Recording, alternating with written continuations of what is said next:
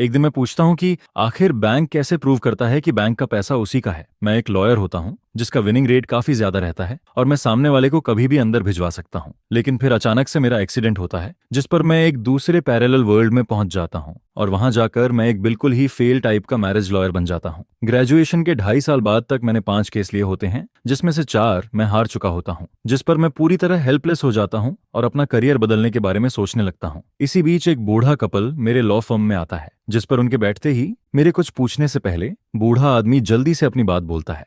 मैं चाहता हूं कि आप मेरा बचाव करो, अगर हो सके तो मेरी सजा थोड़ी कम करवा दो। यह सुनते ही मैं अंदर से काफी एक्साइटेड हो जाता हूं क्योंकि बैंक रॉबरी वाला केस सीधा क्रिमिनल प्रोसिक्यूशन तक पहुंच चुका होता है और ऐसे केस वैसे भी आसानी से हैंडल नहीं होते हैं। लेकिन मुझे तो वही केस चाहिए होता है जिसे कोई और हैंडल ना कर सके, क्योंकि इसी से मेरे लॉ फर्म की रेप्यूटेशन बन सकती है। जिस पर मैं उस अंकल से पूरे केस की कहानी डिटेल में बताने को कहता हूँ। फिर वह बताता है कि एक दिन उसकी तबीयत अचानक बहुत ज्यादा खराब हो गई थी जिस पर उसे तुरंत हॉस्पिटल ले जाने की जरूरत थी, लेकिन उससे पहले उसका बेटा वांगली इलाज के लिए उसके बैंक अकाउंट से पैसे निकालने पहुंचा था। लेकिन क्योंकि अकाउंट बूढ़े आदमी के नाम पर था इसलिए बैंक वाले उससे प्रूफ मांगने लगते हैं कि वह सच में उसी का बेटा है, जिस पर वांगली उन्हें अपना आईडी कार्ड दिखाता है, हाउस होल्ड रजिस्ट्रेशन बुक दिखाता है, यहाँ तक कि हॉस्पिटल का क्रिटिकल इलनेस नोटिस भी दिखा देता है। लेकिन फिर भी बैंक स्टाफ बहुत रूखा बिहेवियर करता है और साफ कहता है जब तक तुम्हारे पिता खुद यहाँ आकर प्रूव नहीं करेंगे कि तुम उनके बेटे हो तब तक हम तुम्हें एक भी पैसा नहीं देंगे।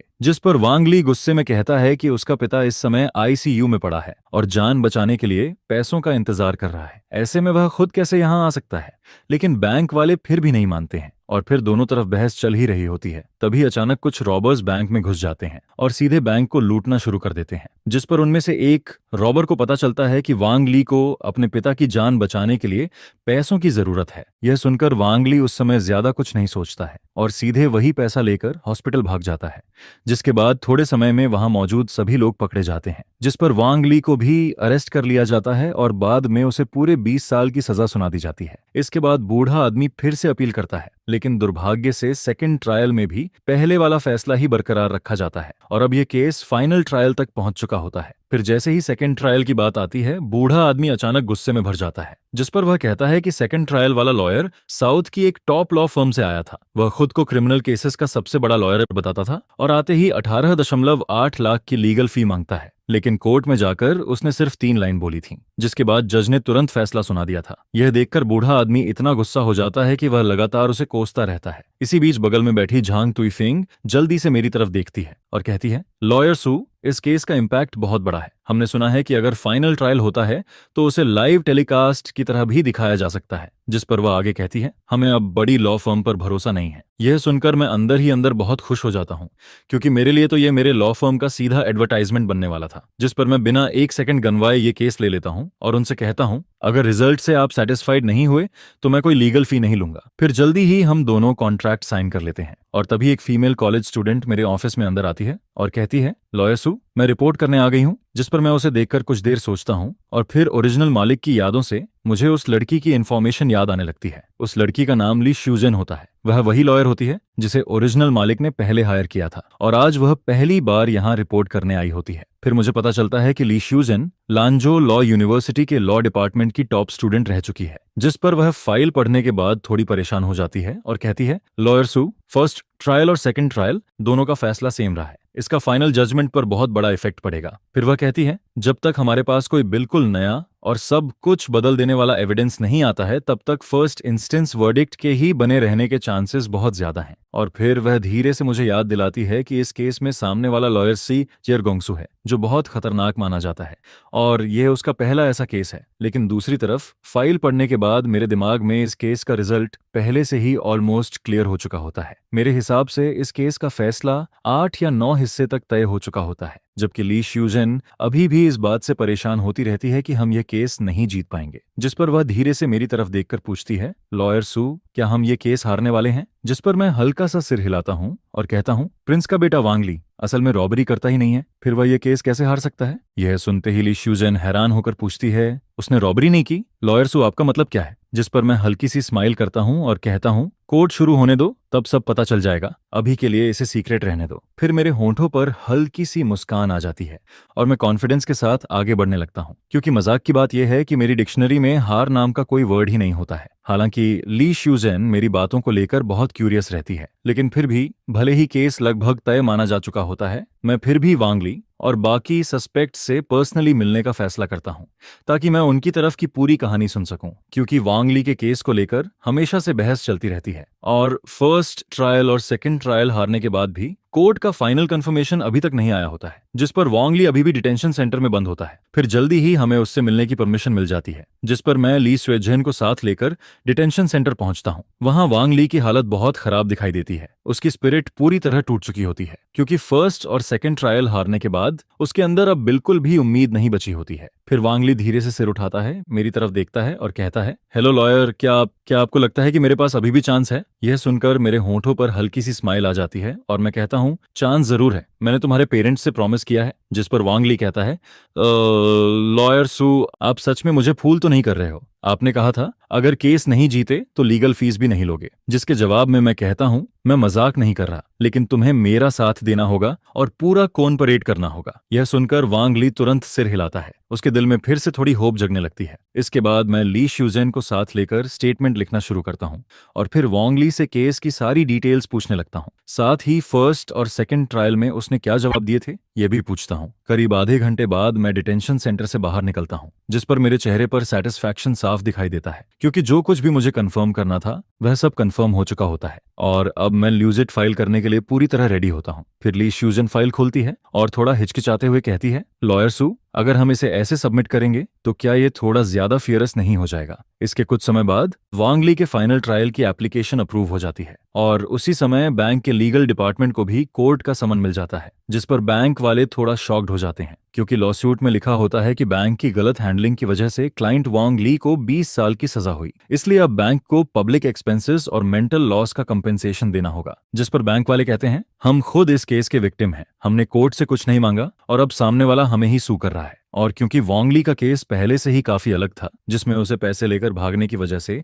20 साल की सजा मिली थी, इसलिए यह टॉपिक इंटरनेट पर बहुत तेजी से फैलने लगता है। इंटरनेट पर पब्लिक ओपिनियन लगभग पूरी तरह बैंक के खिलाफ होती है। कोई कहता है, अब बैंक भी वल्नरेबल ग्रुप बन गया क्या? पैसे डिपॉजिट करो तब तो बहुत प्यार दिखाते हैं, लेकिन जब पैसे निकालने जाओ तब ऐसा बिहेवियर करते हैं। जिस पर दूसरा इंसान लिखता है, मैं वांग ली को सपोर्ट करता हूं, अगर बैंक ने उसे पैसे दे दिए होते तो उसे बैंक लूटने की जरूरत ही नहीं पड़ती। फिर एक और कमेंट आता है, जब पैसे जमा करवाओ तब बैंक स्टाफ ऐसे बिहेव करता है जैसे फैमिली हो, लेकिन जब पैसे निकालो तब ऐसे ट्रीट करते हैं जैसे कोई अननोन आदमी हो। जिस पर कुछ लोग बैंक का साइड भी लेते हैं और कहते हैं, तुम लोग बैंक की प्रॉब्लम नहीं समझते, बैंक के भी अपने रूल्स होते हैं। फिर कोई जवाब देता है, अच्छा, फिर हर बार जब बैंक में कोई बड़ा स्कैम या पैसा गायब होने वाला इश्यू होता है तब ब्लेम टेम्परेरी स्टाफ पर ही क्यों डाल दिया जाता है? जिस पर नीचे कोई मजाक में लिखता है, भाई मुझे भी उस पेड ग्रुप में ऐड कर लो, मैं भी ये पैसे कमाना चाहता हूं। उधर बैंक के अंदर पब्लिक ओपिनियन को देखकर वहां के बड़े अधिकारी बहुत गुस्से में आ जाते हैं, जिस पर वह सीधा ऑर्डर देते हैं, इस बार कोर्ट की लाइव हियरिंग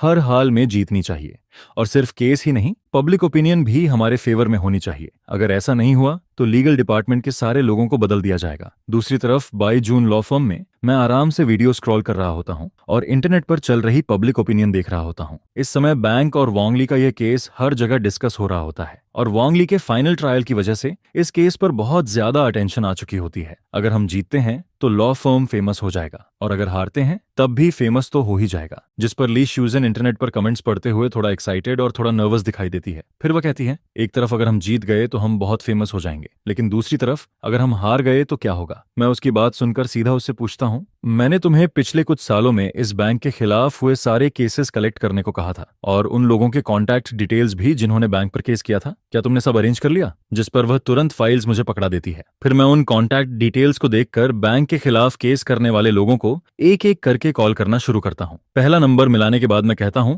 हेलो, मैं बाई जून लॉ फर्म से लॉयर बोल रहा हूं। मैंने सुना कि आपने 2.5 साल पहले इस बैंक पर केस किया था, लेकिन आप केस हार गए थे। फिर मैं कहता हूं, मैं जानना चाहता हूं कि आखिर उस बैंक ने आपका केस कैसे हराया। इसके बाद फोन कट जाता है और मैं तुरंत दूसरा नंबर डायल करता हूँ और उसी तरह वही बात दोबारा बोलता हूँ। यह देखकर ली श्यूजन मुझे हैरानी से देखने लगती है, क्योंकि उसे बिल्कुल उम्मीद नहीं होती कि विटनेस इस तरीके से भी ढूंढे जा सकते हैं, जिस पर वह मन ही मन सोचती है कि यह तरीका उसकी लॉ स्कूल की पढ़ाई से बिल्कुल अलग है। ये बिल्कुल फॉर्मल नहीं लगता, लेकिन सरप्राइजिंगली बहुत इफेक्टिव लगता है। उसे मेरे अंदर किसी प्रोफेशनल बैरिस्टर जैसा स्टाइल ज्यादा दिखाई नहीं देता, लेकिन फिर भी वह मुझसे बहुत कुछ सीख रही होती है। करीब 2.5 घंटे बाद मैं अपने हाथ से फोन नीचे रखता हूँ और लंबी सांस लेता हूँ, क्योंकि अब सारी तैयारी पूरी हो चुकी होती है और अब बस लॉसूट शुरू होने का इंतजार होता है। अगले दिन कोर्ट के बाहर मीडिएशन की कोशिश होती है, लेकिन जैसा मैंने सोचा था वैसा ही होता है। नांडू बैंक मीडिएशन से साफ मना कर देता है, जिस पर उनकी तरफ से कहा जाता है, जो कुछ कहना है अब कोर्ट में ही कहेंगे। जब ट्रायल शुरू होगा तब तुम्हें पता चलेगा कि सोसाइटी क्या होती है। यह सुनकर मैं सिर्फ हल्का सा मुस्कुरा देता हूँ और फिर जल्दी ही ट्रायल का दिन आ जाता है। क्योंकि ये केस इंटरनेट पर बहुत ज्यादा फेमस हो चुका होता है,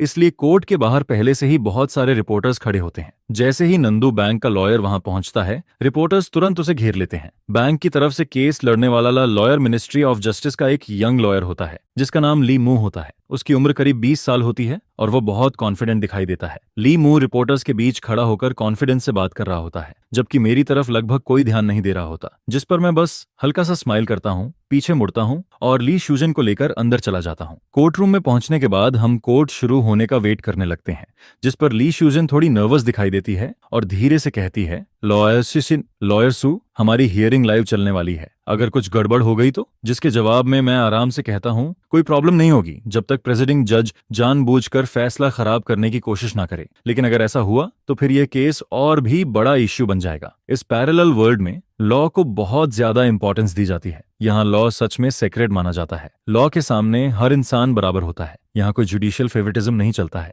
अगर किसी जज पर शक हो तो उसके खिलाफ एप्लीकेशन फाइल की जा सकती है, फिर देखा जाता है कि वह जज केस हैंडल कर भी सकता है या नहीं, और अगर नहीं तो उसका काम वहीं खत्म हो जाता है। यहाँ जजेस आमतौर पर लॉ के रूल्स को बहुत स्ट्रिक्टली फॉलो करते हैं, और मैंने पहले ही पता कर लिया था कि इस केस की प्रिजाइडिंग जज नांदू कोर्ट की वाइस प्रेसिडेंट जजू काइशिया है, जिन्हें लॉ की बहुत गहरी अंडरस्टैंडिंग है। और इस बार नांडू बैंक रॉबरी केस भी यू साइक्सिया ही हैंडल कर रही होती है, जिस पर मुझे बिल्कुल टेंशन नहीं होती, क्योंकि यू साइक्सिया अपने फेयर जजमेंट के लिए काफी फेमस होती है। जल्दी ही दोनों साइड्स के लॉयर्स अपनी जगह पर बैठ जाते हैं, जिसके बाद क्लर्क कोर्ट की डिसिप्लिन रूल्स पढ़ना शुरू करता है। कोर्ट की डिग्निटी बनाए रखने के लिए सबसे पहले कोर्ट डिसिप्लिन पढ़ी जाती है। सभी पार्टीज, उनके लॉयर्स और कोर्ट रूम में बैठे लोग प्रेसिडिंग जज के इंस्ट्रक्शंस फॉलो करेंगे। इसके बाद 2 एडजुडिकेटर्स कोर्ट रूम में आते हैं और फिर यू काइशिया भी अपनी सीट पर बैठ जाती है। दूसरी तरफ वोंग वू ये सब देखकर सेटिस्फाइड हो रहा होता है, क्योंकि ये ट्रायल लाइव चल रहा होता है और इंटरनेट पर मीडिया पहले से ही इस बात को लेकर काफी डिस्कशन कर रही होती है कि नांडू बैंक पर बहुत प्रेशर है।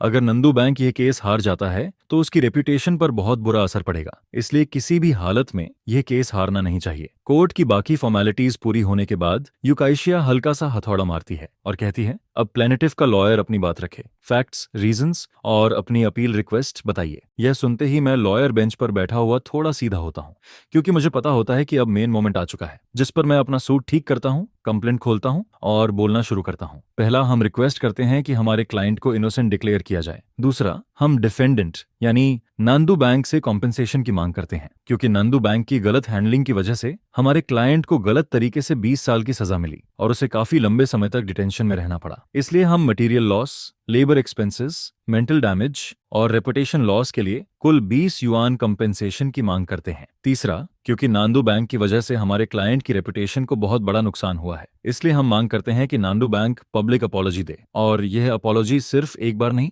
बल्कि शॉर्ट वीडियो प्लेटफॉर्म्स समेत सभी बड़े प्लेटफॉर्म्स पर कम से कम 20 दिनों तक दिखाई जाए। चौथा, हम मांग करते हैं कि नंदू बैंक के सीनियर मैनेजमेंट खुद सामने आए और पब्लिक के सामने फैक्ट्स क्लियर करें, सिर्फ हमारे क्लाइंट के लिए नहीं बल्कि उन सभी लोगों के लिए भी जिनके साथ बैंक ने ऐसा ही बिहेवियर किया है, और उनसे भी अपॉलॉजी मांगी जाए। मेरी बात खत्म होते ही पूरा कोर्ट रूम कुछ सेकंड्स के लिए बिल्कुल शांत हो जाता है। हर किसी के चेहरे पर क्वेश्चन मार्क दिखाई देने लगता है, क्योंकि किसी को समझ ही नहीं आता कि अभी हुआ क्या है। सबके दिमाग में बस एक ही बात चल रही होती है, ये लॉयर आखिर चाहता क्या है। लोगों को लगा था कि शायद हम सिर्फ वांग ली की सजा कम करवाने की कोशिश करेंगे, लेकिन यहाँ तो मैं सीधा नंदू बैंक से कंपेंसेशन मांग रहा होता हूँ, और सिर्फ कंपेंसेशन ही नहीं बल्कि मेंटल डैमेज, रेपुटेशन लॉस और पब्लिक अपॉलॉजी तक की मांग कर रहा होता हूँ, जिस पर कोर्ट रूम में बैठे कई लोग हैरान हो जाते हैं। उन्हें लगता है कि अगर यह केस नॉर्मली चलता तो शायद वोंगली की सजा थोड़ी कम हो जाती और उसी को लोग जीत मान लेते, लेकिन मैंने तो सीधा पूरा गेम ही बदल दिया था। उधर नंदू बैंक के लीगल ऑफिस में बैठे लोग लाइव ट्रायल देख रहे होते हैं, जिस पर वांग वू गुस्से में धीरे से गाली देता है। उसके बगल में बैठा शू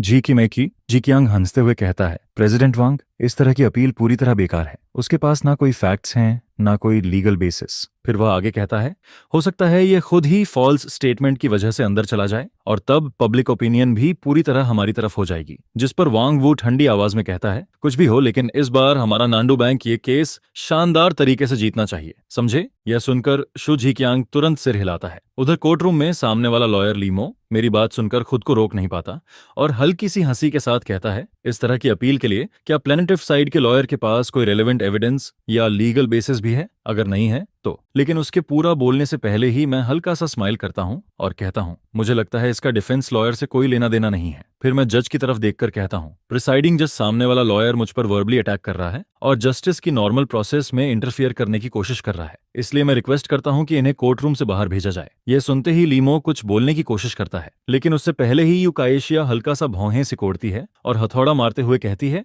एप्लीकेशन रिजेक्टेड। लेकिन प्लेंटिफ लॉयर सही कह रहा है, मैंने अभी डिफेंडेंट साइड के लॉयर को बोलने की परमिशन नहीं दी थी, इसलिए डिफेंडेंट लॉयर को पहली वार्निंग दी जाती है। यह सुनते ही लीमो का चेहरा तुरंत खराब हो जाता है। वह गुस्से में मेरी तरफ देखता है लेकिन कुछ कह नहीं पाता और मजबूरी में अपनी बात वापस निकल जाता है, जिस पर वह मन ही मन मुझे गाली देता है, क्योंकि उसके हिसाब से मैं बिल्कुल डॉग जैसा बिहेव कर रहा होता हूँ। वह सोचता है, यह आदमी आखिर किस लॉ स्कूल से आया है, इसकी अपील खुद नॉनसेंस है। और अब जैसे ही मैंने एक वर्ड बोला, इसने मुझे कोर्ट रूम से बाहर भेजने की बात कर दी, क्योंकि कोर्ट रूम से बाहर भेजने का मतलब होता है कि या तो उस लॉयर ने कोर्ट को डिस्टर्ब किया है या फिर सामने वाले पर गलत असर डालने की कोशिश की है। और साफ था कि मेरी अभी वाली बात उसी तरफ जा रही होती है। लीमो मन ही मन गुस्से में सोच रहा होता है, मैंने तुम्हारी बात में जरा भी इंटरफियर नहीं किया और तुम इतने डिस्गस्टिंग हो कि सीधे मुझे बाहर निकलवाने की एप्लीकेशन दे दी। लेकिन फिर वह खुद को समझाने लगता है, क्योंकि उसके हिसाब से मेरी यह एप्लीकेशन पूरी तरह बिना किसी बेसिस के थी और अगर मैं अपनी बात साबित नहीं कर पाया तो मैंने खुद नॉर्मल जुडिशियल प्रोसेस में इंटरफियर किया होगा,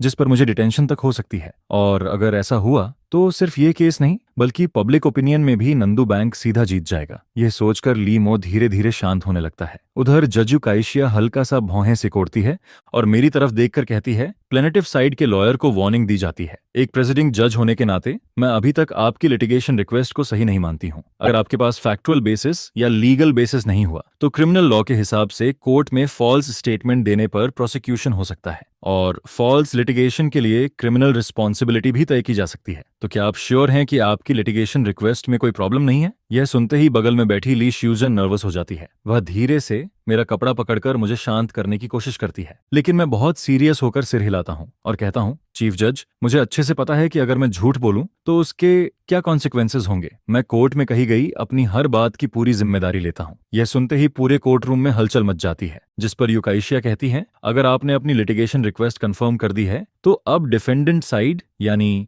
नंदू बैंक अपनी डिफेंस रखे। अब LIMO को बोलने का मौका मिल जाता है, जिस पर वह थोड़ा सीधा होकर खड़ा होता है और अपनी डिफेंस पढ़ना शुरू करता है। हमारी तरफ से डिफेंस इस प्रकार है, पहला, प्लेंटिफ की सारी एक्यूजेशंस को रिजेक्ट किया जाता है। दूसरा, प्लेंटिफ ने हमारे नांदू बैंक पर झूठे आरोप लगाए हैं, इसलिए हम रिक्वेस्ट करते हैं कि इस बिहेवियर को सीरियसली लिया जाए और उसके खिलाफ सख्त एक्शन लिया जाए ताकि लॉ की डिग्निटी बनी रहे। तीसरा, प्लेनेटिफ ने हमारी रेपुटेशन को नुकसान पहुंचाया है, इसलिए हम 5 लाख युआन कंपेंसेशन की मांग करते हैं। और चौथा, प्लेनेटिफ हमारी सारी लीगल फीस भी पे करेगा। इतना कहकर लीमो अपनी बात खत्म कर देता है, जिस पर यूकाएशिया कुछ सेकंड्स तक दोनों साइड्स की बात सोचती रहती है। फिर वह कहती है, दोनों साइड्स अपनी क्लेम्स सबमिट कर चुकी हैं, अब प्लेनेटिव साइड फैक्ट्स और लीगल बेसिस पेश करे। यह सुनते ही कोर्ट रूम में बैठे सभी लोगों की नजरें मेरी तरफ आ जाती हैं, क्योंकि मेरी लॉसूट रिक्वेस्ट शुरू से ही बहुत आउटरेजियस लग रही होती है। उधर ली श्यूजन मेरे बगल में बैठी बैठी नर्वस होकर पसीना बहा रही होती है। वह धीरे से कहती है, लॉयर सू, अब क्या करेंगे? क्या हमारे पास कोई एविडेंस है भी?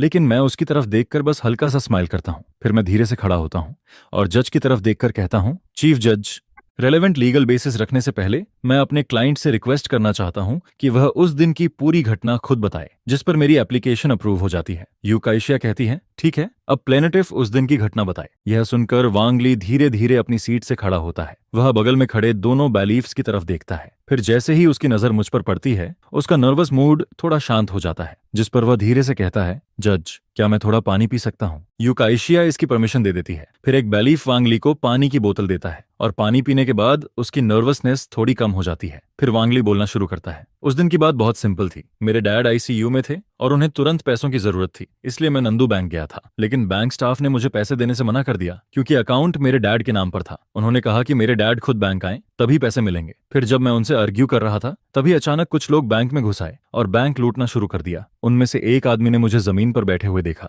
मैं उस समय बहुत परेशान था। फिर उसने मुझे लूटे हुए पैसों में से कुछ पैसे दिए और उसके बाद मैं वह पैसा लेकर हॉस्पिटल चला गया। इतना सुनते ही मैं हाथ उठाता हूँ और कहता हूँ, प्रिजाइडिंग जज, मैं अपने क्लाइंट से कुछ डिटेल्स पूछना चाहता हूँ, जिस पर जज परमिशन दे देती है। फिर मैं वांग ली से पूछता हूँ, क्या आप रॉबरी में शामिल थे? अगर नहीं तो डिटेल में बताइए कि उस रॉबर ने आपको पैसे कैसे दिए। यह सुनकर वांग ली थोड़ा सोचने लगता है। फिर वह कहता है, मुझे याद है, एक छोटा सा आदमी था। उसने मुझे जमीन पर सिर पकड़कर रोते हुए देखा। फिर उसने मुझे डांटा और पूछा कि मैं इतना परेशान क्यों हूं, जिस पर मैंने उसे बताया कि मेरे डैड हॉस्पिटल में हैं और मुझे पैसे नहीं मिल रहे, इसलिए मैं रो रहा हूं। फिर उसने कहा कि वह भी बैंक इसलिए लूट रहा है ताकि अपने फैमिली को बचा सके। और ये सुनने के बाद उसने अपनी जेब से 2 बंडल पैसे निकाले और मेरे हाथ में रख दिए। इसके बाद मैं फिर पूछता हूँ, जब उसने तुम्हें पैसे दिए तो तुमने सबसे पहले क्या किया? जिस पर वांग ली तुरंत जवाब देता है, मुझे वह पल बहुत अच्छे से याद है। मैंने पहले वह पैसे लेने से मना कर दिया था क्योंकि मैं बहुत डर गया था। लेकिन फिर उसने मुझे डांटा और कहा कि अगर मैंने पैसे नहीं लिए तो मैं एक अनफाइल सन हूं, जिस पर मैंने पैसे ले लिए। यह सुनकर मैं सिर हिलाता हूं और कहता हूं, थैंक यू, हमारी तरफ से सवाल खत्म हो गए। फिर यूकाइशिया डिफेंडेंट साइड की तरफ देखती है और कहती है, प्लेनेटिव साइड की क्वेश्चनिंग खत्म हो चुकी है, अब आप अपनी लीगल एक्सप्लेनेशन दीजिए। जिस पर मैं धीरे से अपनी फाइल खोलता हूं और आगे बोलने लगता हूं। इस मटेरियल में बहुत सारी प्रॉब्लम्स हैं और इस वर्डिक्ट में भी कई अनरीजनेबल बातें होती हैं, जिस पर यह हमारे क्लाइंट्स को बहुत सीरियस नुकसान पहुंचाता है। और टिंक्शन फैक्ट्री में मौजूद सभी लोगों की नजरें मुझ पर टिक जाती हैं क्योंकि मेडिकल ट्रायल का जजमेंट पूरी तरह अनरीजनेबल लगता है, जिसका मतलब साफ होता है कि मैं जूरी के फैसले को ओवरटर्न करना चाहता हूं। जिस पर टिंक्शन फैक्ट्री में मौजूद जूरी और स्पेक्टेटर्स सभी लोग मेरी तरफ देखने लगते हैं और साथ ही लाइव ब्रॉडकास्ट वेन्यू के बाहर जो ऑडियंस इस ट्रायल को देख रही होती है वो भी अचानक समझ जाती है कि मैं मेडिकल ट्रायल के वर्डिक्ट से बिल्कुल कन्विंस्ड नहीं हूं, बल्कि मैं इस पूरे मेडिकल ट्रायल के लीगल जजमेंट को ओवरटर्न करना चाहता हूं। फिर कोई कहता है, अब 666 बोलने की जरूरत नहीं है, बस इतना कहो कि यह बहुत ऑसम है। जिस पर चाहे फाइनल वर्डिक्ट कुछ भी हो, लेकिन यह मेडिकल ट्रायल को ओवरटर्न करने वाली बात सबको बहुत इंटरेस्टिंग लगती है। इसके बाद कोई कहता है कि मेडिकल ट्रायल के अनरीजनेबल हिस्सों पर सवाल उठाना तो ठीक है, लेकिन अगर इस वर्डिक्ट को ओवरटर्न करना है तो उसके लिए नए एविडेंस देने पड़ेंगे जिससे यह साबित हो सके। जिस पर वह यंग लॉयर कॉन्फिडेंट नजर आता है और वह कोई बिना सोचे समझे सपोर्ट नहीं कर रहा होता है, क्योंकि जब नंदू कोर्ट में मेडिकल ट्रायल के जजमेंट के खिलाफ पेश हुआ था तभी उस लॉयर को महसूस हो गया था कि इस वर्डिक्ट में कई ऐसी बातें हैं जिन्हें लीगल प्रोविजंस के जरिए एक्सप्लेन और रिफ्यूट किया जा सकता है। फिर वह पहला पॉइंट सामने रखता है जिसके मुताबिक जजमेंट में कहा गया था कि नांडू कोर्ट में मौजूद होकर हमारी पार्टी पर केस करता है क्योंकि वह जानता था कि वह एक क्रिमिनल सस्पेक्ट है और इसके बावजूद भी उसने वही पैसा लेना चुना जो बैंक से लूटा गया था। जिस पर कोर्ट ये सब्जेक्टिव इंटेंशन मान लेता है कि हमारी पार्टी बैंक का पैसा लूटना चाहती थी और फिर इसी वजह से हमारी पार्टी को कॉपर फायर की सजा देने की बात कही जाती है, या फिर यह कहा जाता है कि उसने बैंक रॉबरी में शामिल होकर वही क्राइम किया है। इसके बाद जजमेंट का दूसरा पॉइंट सामने आता है जिसमें नांदू कोर्ट यह डिसाइड करता है कि हमारी पार्टी यानी वांग ली ने क्रिमिनल सस्पेक्ट के साथ कम्युनिकेशन किया था, जिस पर अभी कुछ देर पहले ही हमारी तरफ से यह साफ कर दिया गया था कि उस समय वह आदमी एक क्रिमिनल सस्पेक्ट था और उसी ने खुद आगे बढ़कर हमारे क्लाइंट से बात की थी। फिर आगे मैटर थोड़ा कॉम्प्लिकेटेड हो जाता है क्योंकि हमारा क्लाइंट उसे उसके रियल नाम वांग ली से बुलाता है,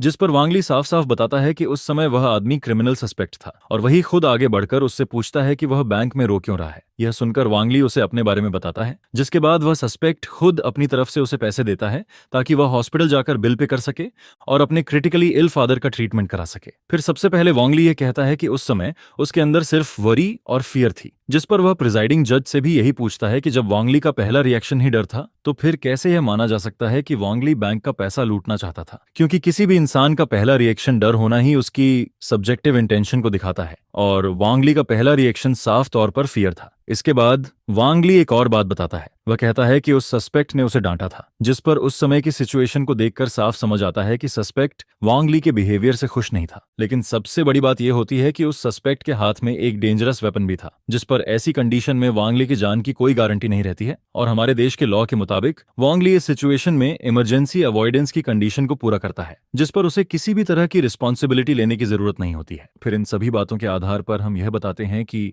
नांदू स्ट्राइक कोर्ट का जजमेंट सेकेंड इंस्टेंस और मेडिकल ट्रायल के जजमेंट से मेल नहीं खाता है, जिस पर हम ऑफिशियली अप्लाई करते हैं कि नांडू स्ट्राइक कोर्ट और नांडू अल्टीमेट कोर्ट में वांग ली के मेडिकल ट्रायल और सेकंड इंस्टेंस जजमेंट को विड्रॉ किया जाए। यह सुनते ही पूरे ट्रायल सीन में हलचल मच जाती है और मेरी तरफ से उठाए गए इन शार्प सवालों को सुनकर हर कोई स्टंड रह जाता है। फिर कुछ लोग ध्यान से सोचने के बाद मेरी तरफ एडमिरेशन और करेज से देखने लगते हैं, जिस पर वांग ली की आंखें भी चमकने लगती हैं, क्योंकि अब उसे महसूस होता है कि वह इनोसेंट है और बच सकता है। उसे जेल नहीं जाना पड़ेगा और नांडू बैंक हार सकता है, जिस पर वांग ली के चेहरे पर एक्साइटमेंट साफ दिखाई देने लगती है और उसे यह सब बहुत ग्रेट लगने लगता है। फिर ली शूजन, जो अब तक अक्सर दबाव में रहती थी, वह भी राहत की सांस लेती है और वह मेरी तरफ एडमिरेशन से भरी नजरों से देखने लगती है। वह सोचती है कि इस तरह का लॉ सूट सच में जीतने की होप रखता है। ये बहुत अमेजिंग है और जिस लॉ फर्म को उसने चुना था उसका फैसला बिल्कुल सही था। लेकिन उसी समय नंदू बैंक के लीगल अफेयर्स डिपार्टमेंट में बैठे वांग वू का चेहरा पूरी तरह बदल जाता है और उसके चेहरे पर शॉक और हॉरर साफ दिखाई देने लगता है, जिस पर वह जस्टिस मिनिस्टर शू जी कियांग की तरफ ठंडी नजरों से देखता है और कहता है, मिनिस्टर शू, क्या आपने नहीं कहा था कि मेरे साथ रहते हुए ये केस जरूर जीता जाएगा? लेकिन अब ये क्या हो रहा है? न सिर्फ तुम सेंटेंस बढ़ा नहीं पाए, बल्कि दूसरी साइड को एक्विटल के लिए अप्लाई करने का मौका भी दे दिया। और अगर सामने वाली साइड सच में जीत गई तो तुम्हें पता है कि हमारे बैंक को कितना बड़ा नुकसान होगा। जब ऐसा होगा तब तुम्हारा पूरा लीगल डिपार्टमेंट अपना सामान बांधकर यहाँ से निकल जाएगा। जिस पर शू झीकियांग जल्दी से कहता है, हंगचेंग वांग, आप चिंता मत कीजिए, ये केस अभी खत्म नहीं हुआ है। सामने वाले लॉयर में थोड़ी स्किल जरूर है, लेकिन हमारे बैंक का लीगल डिपार्टमेंट बैंक का पैसा बेकार में नहीं खाता है। सामने वाले लॉयर ने जो 2 पॉइंट्स उठाए हैं उनमें सच में कोई प्रॉब्लम नहीं है, लेकिन फर्स्ट इंस्टेंस जजमेंट में अभी भी कई और पॉइंट्स बचे हुए हैं और वही सबसे ज्यादा इंपॉर्टेंट है। यह कहते हुए शू जिकियांग फर्स्ट इंस्टेंस वर्डिक्ट की फाइल निकालता है, जिस पर वांग वू उसे देखता है और ठंडी आवाज में कहता है, बेहतर होगा कि तुम कोई गड़बड़ मत करना। इस लाइव ब्रॉडकास्ट पर नजर रखो और अगर कोई भी नई सिचुएशन आए तो तुरंत आकर मुझे रिपोर्ट करना, क्योंकि यह लॉसूट किसी भी हालत में हारना नहीं चाहिए। इसके बाद वांग वू ऑफिस से बाहर चला जाता है, जिस पर शू झीकियांग एक लंबी सांस छोड़ता है और अपने माथे का पसीना पोंछता है, क्योंकि अभी कुछ देर पहले वांग वू की मौजूदगी ने उस पर बहुत ज्यादा प्रेशर डाल दिया था। और एक जस्टिस मिनिस्टर होने के नाते शू झीकियांग खुद भी जानता है कि उन्हें यह केस जरूर जीतना चाहिए। लेकिन जब भी वह सामने वाले लॉयर को देखता है, उसके मन में अचानक एक ख्याल आने लगता है, क्या होगा अगर सामने वाली साइड जीत गई? फिर वह तुरंत अपने दिमाग में इस बात को नकार देता है, क्योंकि उसके हिसाब से सामने वाली साइड सिर्फ एक छोटी और अननोन लॉ फर्म है और वह कैसे छोटा लॉयर कोर्ट में खड़ा होता है। और मैं प्रिजाइडिंग जज यू साइक्सिया की तरफ देखता हूँ। हमारा स्टेटमेंट पूरा हो चुका है, जिस पर यूकाइशिया हल्का सा सिर हिलाती है और फिर लीमो नंदू बैंक और प्रोसिक्यूटर की तरफ देखकर कहती है, क्या किसी को कुछ और ऐड करना है? लीमो मेरी तरफ ध्यान से देखता है और मन ही मन मुझे कोसने लगता है, क्योंकि उसके हिसाब से यह सूबाई बहुत ज्यादा बोलने में स्मार्ट है। उसने जजमेंट के सिर्फ पहले 2 पॉइंट्स की बात की और बाकी 4 पॉइंट्स का जिक्र तक नहीं किया। फिर लीमो अपना हाथ उठाता है, प्रिजाइडिंग जज, मुझे एक सवाल पूछना है। जिस पर लीमो हाथ उठाकर प्रेसिडिंग जज से परमिशन मांगता है। यूकाइशिया डिफेंडेंट की तरफ देखती है और फिर कहती है, डिफेंडेंट्स लॉयर, अगर आपका कोई सवाल है तो आप कोर्ट में पूछ सकते हैं। लीमो गहरी सांस लेता है और मेडिकल ट्रायल का वर्डिक्ट निकालता है। फिर वह कहता है, प्रिजाइडिंग जज, मैं प्लेंटिफ्स लॉयर के स्टेटमेंट पर ऑब्जेक्शन लगाना चाहता हूं और इसके पीछे रीजन ये है। अभी कुछ देर पहले प्लेनेटिव्स लॉयर ने नांडू कोर्ट के फर्स्ट इंस्टेंस जजमेंट से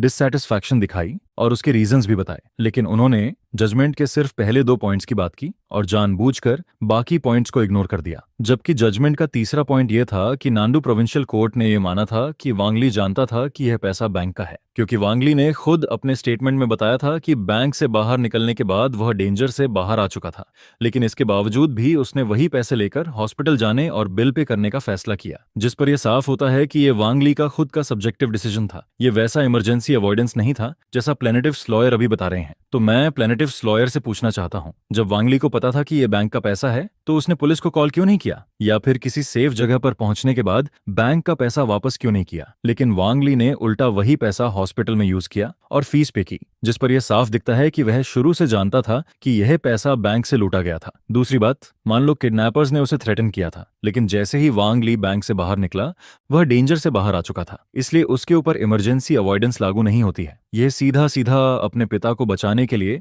बैंक का पैसा यूज करना हुआ और मैं जानता हूं कि यह ह्यूमैनिटी है। मैं वांगली के अपने पिता के लिए प्यार और केयर को डिनाई नहीं करता, लेकिन लॉ एंड फैक्ट्स के हिसाब से देखें तो वांगली के खिलाफ दिया गया जजमेंट बिल्कुल सही है। इतना कहकर लीमो अपनी बात खत्म करता है और फिर मेरी तरफ देखता है, क्योंकि उसकी आखिरी वाली लाइन उसने वहीं पर ऐड की थी। वह खुद भी जानता था कि इस केस की पब्लिक ओपिनियन बहुत बड़ी हो चुकी है, इसलिए उसे केस जीतने के साथ साथ लोगों की राय का भी ध्यान रखना पड़ रहा था। नहीं तो अगर केस जीत भी जाता तब भी नंदू बैंक की रेपुटेशन को बहुत बड़ा नुकसान हो सकता था। जिस पर प्रेसिडिंग जज कहती है, प्लेनेटिव साइड, क्या आपको डिफेंडेंट साइड की बात पर कोई ऑब्जेक्शन है या आप कोई अलग ओपिनियन रखना चाहते हैं? लीमो जानबूझकर प्रोवोके करने वाले अंदाज में मेरी तरफ देखता है, जिस पर मेरे होंठों पर हल्की सी स्माइल आती है, क्योंकि मैं इसी मौके का इंतजार कर रहा था। अब नंदू बैंक पर मूव करने का टाइम आ चुका था। फिर मैं कहता हूं, प्रिजाइडिंग जज, मुझे डिफेंडेंट साइड की बात पर कोई ऑब्जेक्शन नहीं है। उनके लॉयर ने अपने पॉइंट ऑफ व्यू से सही बात कही है, लेकिन एक चीज है जिसे डिफेंडेंट साइड के लॉयर ने इग्नोर कर दिया।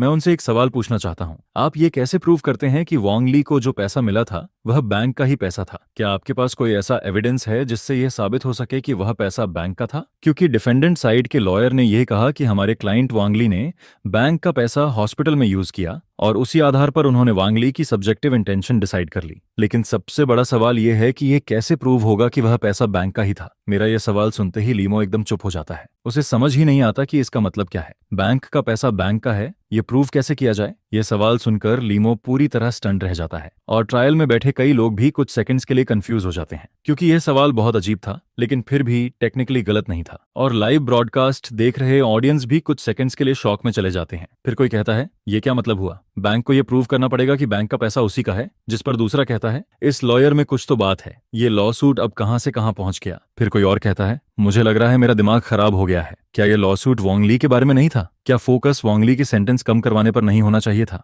बैंक तो यहाँ न अटैकर है, लेकिन अब वांग ली का लॉयर ही इतना एग्रेसिव क्यों हो गया है? जिस पर दूसरा जवाब देता है, पता नहीं, लेकिन मुझे यह लॉ सूट बहुत इंटरेस्टिंग लग रहा है, इसे देखना काफी कूल है। कोर्ट रूम में मेरे इस ट्रिकी सवाल ने लीमो को पूरी तरह साइलेंट कर दिया और कुछ देर तक उसे समझ ही नहीं आता कि मैं आखिर सोच क्या रहा हूँ। क्योंकि सवाल पूछने के हिसाब से देखा जाए तो मेरे सवाल में कोई प्रॉब्लम नहीं थी, लेकिन अगर फैक्ट्स के हिसाब से देखें तो रॉबर्स बैंक से जो पैसा लूट कर लाए थे वह बैंक का नहीं था। तो फिर क्या वह आसमान से गिरा था? जिस पर ली श्यूजन मेरी तरफ ध्यान से देखने लगती है, जैसे उसे कुछ समझ आने लगा हो। और यूकाइशिया भी लॉ सीक्वेंस को देखकर शांत तरीके से मेरी तरफ देखती है। प्लेनेटिव्स लॉयर, क्या आपके स्टेटमेंट को सपोर्ट करने के लिए आपके पास कोई एविडेंस या लीगल बेसिस है? मैं तुरंत कहता हूँ, यस प्रेसिडिंग जज। फिर मैं डॉक्टर फैमिली की तरफ से दिया गया एक डॉक्यूमेंट बाहर निकालता हूँ। प्रिजाइडिंग जज, यह वह एविडेंस है जो प्रोसिक्यूशन ने उस समय सबमिट किया था। इस एविडेंस के मुताबिक रॉबर्स ने सिर्फ बैंक के अंदर रखा हुआ पैसा नहीं लूटा था, बल्कि उन्होंने उन कस्टमर्स को भी लूटा था जो बैंक में विथड्रॉल के लिए आए थे, और उन सभी पैसों को एक साथ सैक्स में डाल दिया गया था। सर्वेलेंस डिवाइस के अकॉर्डिंग जिस रॉबर ने वांग ली को पैसे दिए थे उसने सैक बैग में से कैश के 2 बंडल निकाले थे, लेकिन यह पता लगाना इम्पॉसिबल था कि वह पैसे बैंक से लूटे गए थे या फिर किसी कस्टमर के विथड्रॉन पैसे थे। जिस पर अगर यह आइडेंटिफाई ही नहीं हो सकता तो बैंक ये कैसे प्रूव करेगा कि वह पैसा बैंक का था? और अगर बैंक ये प्रूव नहीं कर सकता तो फिर वह ये भी प्रूव नहीं कर सकता कि हमारी साइड बैंक रॉबरी में शामिल थी। ये सुनकर वहां मौजूद सभी लोगों के दिमाग में क्वेश्चन मार्क आ जाता है, क्योंकि उन्हें समझ नहीं आता कि मामला अब इस पॉइंट तक कैसे पहुंच गया। जिस पर यूकाइशिया हल्का सा भौहें सिकोड़ती है। वह इतने सालों से प्रेसिडिंग जज रही है और उसने सैकड़ों केसेस हैंडल किए हैं। इस रॉयल रॉबरी केस का सोसाइटी पर बहुत बड़ा इम्पैक्ट पड़ा था, इसलिए कोर्ट के प्रेसिडेंट ने उसे इस केस का प्रेसिडिंग जज बनाया था। लेकिन इस केस में पहली बार उसे ऐसा लग रहा था कि पूरा प्रोसेस बहुत ज्यादा उलझा हुआ है और जो सवाल पूछे जा रहे हैं वो काफी अजीब हैं, लेकिन फिर भी सब कुछ कोर्ट प्रोसेस के अंदर ही हो रहा था। जिस पर यूकाइशिया नंदू बैंक की तरफ देखकर पूछती है, प्लेंटिफ्स लॉयर, क्या आपके पास इस बात को रिफ्यूट करने के लिए कोई एविडेंस या लीगल प्रोविजन है? लीमो के मन में बहुत गुस्सा आता है और वह मुझे गाली देना चाहता है, लेकिन उसे पहले ही वार्निंग मिल चुकी थी और अगर वह दोबारा कुछ गलत करता तो उसे सीधे ट्रायल से बाहर कर दिया जाता। जिस पर वह खुद को जबरदस्ती शांत करता है और फिर हाथ उठाकर कहता है, प्रिजाइडिंग जज, मैं ओपोजिंग लॉयर की बात पर ऑब्जेक्शन करता हूं। जब कोई कस्टमर बैंक के अंदर होता है तो उसकी सेफ्टी और प्राइवेसी की जिम्मेदारी बैंक की होती है। अगर कस्टमर बैंक से बाहर नहीं निकला है तो उसका पैसा नेचुरली बैंक की रिस्पॉन्सिबिलिटी में आता है, क्योंकि अगर कस्टमर के पैसे का लॉस होता है तो उसकी मेन रिस्पॉन्सिबिलिटी या फिर फुल रिस्पॉन्सिबिलिटी बैंक पर आती है। इसलिए अगर कस्टमर बैंक हॉल से बाहर नहीं निकला तो वह पैसा बैंक का माना जाएगा। इसमें यह अलग अलग करने की जरूरत नहीं है कि पैसा बैंक का था या कस्टमर का, क्योंकि जब तक पैसा बैंक हॉल में है तब तक वह बैंक प्रॉपर्टी माना जाएगा। यह कहते हुए लीमो लगातार मेरी तरफ घूरता रहता है और उसके चेहरे पर मेरे लिए रेजेंटमेंट साफ दिखाई देता है, जिस पर मैं हल्की सी स्माइल करता हूं और फिर कुछ सोचने के बाद हाथ उठाकर प्रेसिडिंग जज से कहता हूं, प्रेसिडिंग जज, नंदू बैंक की तरफ से अभी जो बात कही गई है उसके बारे में मेरे पास एक केस है। ये केस करीब 6 महीने पहले का है। उस समय एक कस्टमर ने बैंक से पैसे निकाले थे, लेकिन जैसे ही वह पैसे लेकर बाहर निकला तभी लेवल 4 पर वेट कर रहे रॉबर ने उससे पैसे छीन लिए। उस टाइम उस कस्टमर से 1,50,000 युआन लूट लिए गए थे। फिर बाद में रॉबर मर गया, लेकिन उसने वह पैसे पहले ही खर्च कर दिए थे, इसलिए पैसे वापस नहीं मिल पाए। जिस पर वह कस्टमर बैंक के पास गया और कंपेंसेशन मांगा। फिर उसने नंदू बैंक पर लगातार केस भी किया, लेकिन उस समय बैंक ने कोर्ट में यह कहा था कि जैसे ही कस्टमर काउंटर से बाहर निकल गया उसके बाद बैंक रिस्पॉन्सिबल नहीं है। और बैंक ने यह भी कहा था कि कस्टमर ने अपने पैसे की प्रॉपर सेफ्टी नहीं रखी, जिसकी वजह से वह कस्टमर केस हार गया। लेकिन अब नांदू बैंक खुद कह रहा है कि जब तक कस्टमर बैंक हॉल में है तब तक उसके पैसे की सेफ्टी की रिस्पॉन्सिबिलिटी बैंक की है, और अगर पैसे का नुकसान होता है तो बैंक उसकी जिम्मेदारी लेगा। तो फिर आखिर नंदू बैंक की रियल बात कौन सी है? जब मैं आपसे केस कर रहा था तब आपने कहा कि काउंटर छोड़ने के बाद आप रिस्पॉन्सिबल नहीं है, लेकिन अब जब आप पर केस हुआ है तो आप कह रहे हैं कि कस्टमर बैंक हॉल में रहे तो पैसे बैंक के माने जाएंगे। अगर ऐसा है तो क्या नंदू बैंक मेरे मेहनत के पैसे वापस करेगा? इसके बाद मैं कहता हूं, प्रिजाइडिंग जज, हम रिक्वेस्ट करते हैं कि उस समय के कस्टमर को विटनेस के तौर पर कोर्ट में बुलाया जाए। जिस पर यूकाइशिया हल्का सा सिर हिलाती है और फिर कोर्ट ऑफिसर अनाउंस करता है प्लेंटिफ्स लॉयर की तरफ से विटनेस को बुलाने की रिक्वेस्ट अप्रूव की जाती है। इसके बाद बैलीफ एक लगभग 40 से 50 साल की आंट को कोर्ट रूम में लेकर आता है। जैसे ही वह आंट कोर्ट रूम में एंटर करती है वह सीधा लीमो की तरफ घूरने लगती है, जिस पर लीमो को अचानक बहुत बुरा प्रमोशन फील होने लगता है। फिर यूकाइशिया विटनेस की इन्फॉर्मेशन पढ़ती है। विटनेस का नाम वांगमिन है, उम्र 46 साल। क्या आपकी आइडेंटिटी सही है? जिस पर वांगमिन तुरंत सिर हिलाती है, जज, मैं वांगमिन हूं और मेरी आइडेंटिटी बिल्कुल सही है। फिर यूकाइशिया कहती है, विटनेस की आइडेंटिटी कंफर्म हो चुकी है, अब आप उस समय की सिचुएशन बताइए। यह सुनते ही वांगमिन जैसे अपने अंदर की सारी फीलिंग्स बाहर निकालने लगती है। 6 महीने पहले मैंने नंदू बैंक में पैसे जमा किए थे। हो सकता है नंदू बैंक के लिए 1,50,000 युआन ज्यादा ना हो, लेकिन वह पैसे मेरे और मेरे परिवार की कई सालों की मेहनत थे। हम वह पैसे अपने बेटे के फ्यूचर के लिए जोड़ रहे थे, लेकिन बाद में हमें पता चला कि वह पैसे गायब हो चुके हैं, जिस पर हमने लॉयर की सलाह पर बैंक पर केस किया। लेकिन बैंक ने कहा कि वह रिस्पॉन्सिबल नहीं है। उन्होंने कहा कि मैंने अपने पैसे की सही से देखभाल नहीं की और इसी वजह से मेरा केस हार गया। आज मैं सिर्फ नंदू बैंक से एक सवाल पूछना चाहती हूँ, आपका मतलब क्या है? क्या आप डबल स्टैंडर्ड यूज कर रहे हैं? जब मैंने आप पर केस किया तब आपने कहा कि काउंटर छोड़ने के बाद आप रिस्पॉन्सिबल नहीं हैं, लेकिन अब जब आप पर केस हुआ है तो आप कह रहे हैं कि बैंक हॉल में कस्टमर के पैसे का लॉस हो तो उसकी मेन रिस्पॉन्सिबिलिटी बैंक की है, और अगर कस्टमर बैंक हॉल से बाहर नहीं निकला तो वह पैसा बैंक का माना जाएगा। तो फिर क्या आपको मेरे मेहनत के पैसे मुझे वापस नहीं देने चाहिए? शुरू में वांगमिन काफी कामली बोल रही होती है, लेकिन वह जितना ज्यादा बोलती है उतना ही ज्यादा एक्साइटेड होती जाती है और आखिर में वह गुस्सा होकर गालियां देना शुरू कर देती है, जिस पर साइड में खड़े पुलिस वाले उसे कंट्रोल करने की कोशिश करते हैं, लेकिन वह उसे रोक नहीं पाते। फिर ट्रायल थोड़ी देर के लिए सस्पेंड हो जाता है और लाइव ब्रॉडकास्ट देख रहे लोग भी इस बारे में बात करना शुरू कर देते हैं। कोई कहता है सच में नांदू बैंक से पाला पड़ना बहुत अनलकी है, जिस पर दूसरा कहता है मुझे याद है बाकी बैंक्स इतने ज्यादा ऑटरेजस नहीं होते। फिर कोई और कहता है पता नहीं, लेकिन तुम लोग कमेंट में बता सकते हो कि कौन कौन से बैंक्स ऐसे बैरियर्स क्रिएट करते हैं। ट्रायल सस्पेंड होने के बाद लाइव ब्रॉडकास्ट में बहुत सारे लोग नांदू बैंक के खिलाफ कंप्लेन करने लगते हैं। इधर कोर्टरूम में यूकैक्सिया देखती है कि विटनेस अपने इमोशंस कंट्रोल नहीं कर पा रही है, जिस पर वह थोड़ी देर सोचती है और फिर कहती है प्लेनेटिव विटनेस, अपने इमोशंस कंट्रोल कीजिए, कोर्ट में अब्यूज अलाउ नहीं है, यह आपकी पहली वार्निंग है। प्रेसिडिंग जज की आवाज सुनते ही वांगमिन तुरंत खुद को कंट्रोल कर लेती है। फिर वह कहती है सॉरी प्रेसिडिंग जज, मैं कोर्ट में अपने इमोशंस कंट्रोल नहीं कर पाई, जिस पर यूकाइशिया के चेहरे पर कोई एक्सप्रेशन नहीं आता और वह कहती है प्लेनेटिव विटनेस वांगमिन, क्या आपने अपनी बात पूरी कर ली है? वांगमिन सिर हिलाकर कहती है जी प्रेसिडिंग जज, मैंने अपनी बात पूरी कर ली है। इसके बाद बैलीफ वांगमिन को कोर्ट रूम से बाहर ले जाता है। जैसे ही वांगमिन बाहर जाती है यूकैक्सिया लीमो की तरफ देखती है। फिर वह कहती है प्लेनेटिव विटनेस ने क्लेम किया है कि नांडू बैंक ने बैंक हॉल में कस्टमर की प्रॉपर्टी की सेफ्टी की रिस्पॉन्सिबिलिटी नहीं निभाई। डिफेंडेंट साइड नांडू बैंक उस समय की सिचुएशन पर अपना एक्सप्लेनेशन दे। यह सुनकर लीमो अपनी मुट्ठियां कस लेती है और खुद को जबरदस्ती शांत करने की कोशिश करती है, क्योंकि यह लॉ सूट उसके लिए बहुत ज्यादा टॉर्चर बन चुका था। उसे तो अब ऐसा फील होने लगा था कि शायद वह यह केस जीत ही नहीं पाएगी। फिर वह लंबी सांस लेती है और खुद को शांत करके कहती है प्रिजाइडिंग जज, मुझे प्लेंटिफ विटनेस की मेंटल कंडीशन पर डाउट है। अभी थोड़ी देर पहले एडजर्नमेंट के दौरान विटनेस का बिहेवियर नॉर्मल नहीं था, इसलिए मुझे लगता है कि कोर्ट में उसकी बात को प्रॉपर एविडेंस नहीं माना जा सकता। इतना कहकर लीमो मेरी तरफ देखती है, लेकिन उसी वक्त उसे अचानक बहुत बुरा फीलिंग होने लगता है, क्योंकि यूकाइशिया अभी सोच ही रही होती है कि लीमो की बात मानी जाए या नहीं, तभी मैं अपना हाथ उठा देता हूँ, जिस पर यूकाइशिया मेरी तरफ देखकर पूछती है, प्लेंटिफ्स लॉयर, क्या आपको कुछ कहना है या कुछ ऐड करना है? मैं हल्का सा स्माइल करता हूँ और अपने हाथ में मौजूद फाइल्स ऊपर उठाता हूँ। लीमो ध्यान से उन फाइल्स को देखती है और उसमें करीब 10 से 12 विटनेस फाइल्स होती हैं, जिस पर लीमो कंफ्यूज्ड होकर मेरी तरफ देखने लगती है। मैं उसकी तरफ देखकर हल्का सा स्माइल करता हूँ और फिर कहता हूँ, प्रेसिडिंग जज, हम डिफेंस लॉयर की बात से एग्री करते हैं। अगर उन्हें लगता है कि यह विटनेस मेंटली अनस्टेबल हो सकती है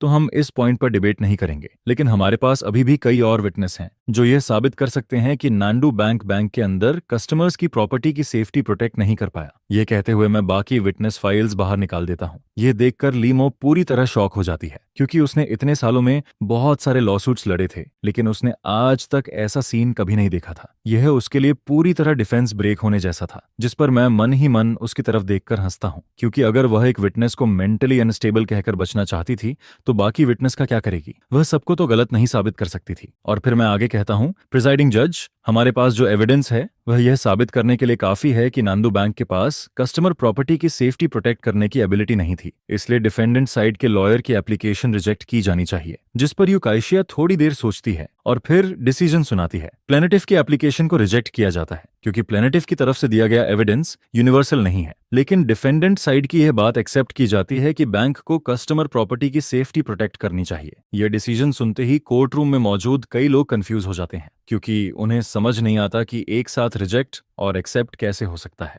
लाइव ब्रॉडकास्ट देख रहे लोग भी कंफ्यूज हो जाते हैं और फिर कोई कमेंट करता है, टीचर लुओ, इसका मतलब क्या है? रिजेक्ट भी किया और एग्री भी किया? जिस पर टीचर लुओ हल्का सा स्माइल करते हैं और एक्सप्लेन करते हैं, प्रिजाइडिंग जज ने प्लेंटिफ की एप्लीकेशन रिजेक्ट इसलिए की है क्योंकि प्लेंटिफ जो एविडेंस लाया है वह हर केस पर अप्लाई नहीं होता, लेकिन लॉ के हिसाब से बैंक की जिम्मेदारी होती है कि वह बैंक के अंदर कस्टमर की प्रॉपर्टी की सेफ्टी प्रोटेक्ट करे। और अगर कोर्ट पूरी तरह प्लेनेटिव की बात मान लेता तो इसका मतलब होता कि हर हालत में बैंक रिस्पॉन्सिबल नहीं है, जबकि लॉ ऐसा नहीं कहता। लेकिन दूसरी तरफ जज ने यह भी माना है कि इस डिबेट में नांडू बैंक ने अपनी रिस्पॉन्सिबिलिटी ठीक से नहीं निभाई, इसलिए यह फैसला बहुत स्मार्ट तरीके से दिया गया है। जज ने लॉ की डिग्निटी भी बचा ली और साथ में यह भी बता दिया कि इस केस में नांडू बैंक ने सही काम नहीं किया, जिस पर अब नंदू बैंक पूरी तरह दूसरे साइड की डिबेट में फंस चुका है। फिर टीचर लुओ हल्का सा सिर हिलाते हैं और कहते हैं, मुझे लगता है यह लॉसूट शायद अब हारने वाला है, नंदू बैंक हार सकता है। ये सुनते ही लाइव ब्रॉडकास्ट में लोग कमेंट करने लगते हैं। कोई कहता है, अगर टीचर लुओ कह रहे हैं कि नंदू बैंक हार जाएगा तो शायद अब नंदू बैंक के पास कोई उम्मीद नहीं बची। जिस पर दूसरा कहता है, अरे